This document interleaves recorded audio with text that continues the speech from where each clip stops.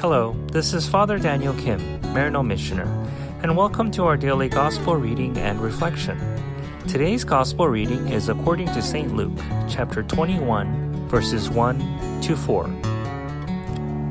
When Jesus looked up, he saw some wealthy people putting their offerings into the treasury, and he noticed a poor widow putting in 2 small coins. He said, "I tell you truly, this poor widow put in more than all the rest. For those others have all made offerings from their surplus wealth, but she, from her poverty, has offered her whole livelihood." The Gospel of the Lord. Praise to you, O Lord Jesus Christ. But she, from her poverty, has offered her whole livelihood.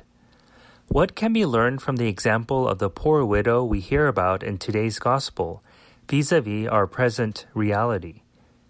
Well, we as a global community, for the good part of this year, have been under the strain of pandemic, our lives continuing to be thrown into disarray in a myriad of ways.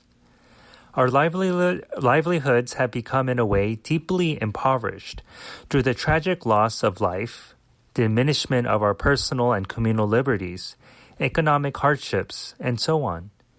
In one way or another, suffering has touched all of our lives on an unprecedented scale.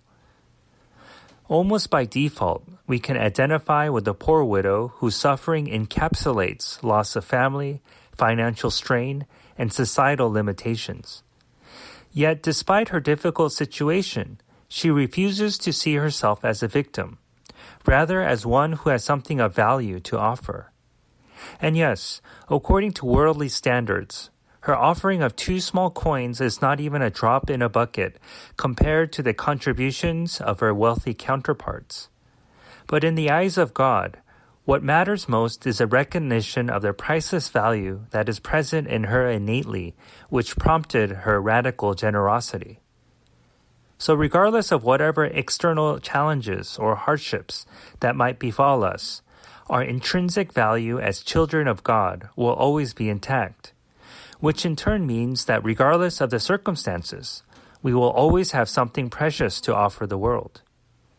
But the decision that we need to make for ourselves is that would any setbacks in life, particularly this pandemic, be a hindrance or an opportunity to show God and others just how wonderful and awesome we are.